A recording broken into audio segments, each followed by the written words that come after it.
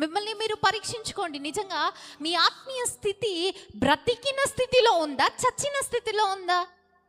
అసలు ఆత్మీయంగా నువ్వు ఎదుగుతున్నావా? నీ ప్రార్థన జీవితంలో నువ్వు ఎదుగుతున్నావా? శారీరకంగా జబ్బు పడితే మందులు తీసుకొని బాగుపడుతున్నావు, కానీ ఆత్మీయ జబ్బు నీకుంది కదా, ఆత్మీయ జబ్బుకు సరిపడ మందు నువ్వు తీసుకోగలుగుతున్నావా? ఆ ఆత్మీయ జబ్బుకు సరిపడటువంటి వైద్యం దేవుడి సన్నిధిలో ఉందే, ఆ వైద్యాన్ని నువ్వు స్వీకరించగలుగుతున్నావా? ఆ పరమ వైద్యుడు అయినటువంటి యేసయ్య నీకు వైద్యం చేస్తానని నీ దగ్గరకు వచ్చినప్పుడు ఆ వైద్యాన్ని నువ్వు స్వీకరించగలుగుతున్నావా?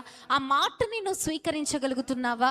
ఒకసారి ఆలోచించండి. ఏమంటే ఈ దినములు చాలా చెడ్డగా మారుతున్నాయి. దేవుని యొక్క సంఘం ఎత్తబడ్డానికి సిద్ధంగా ఉంది. ఆయన యొక్క రాకడ అతి సమీపంగా ఉంది.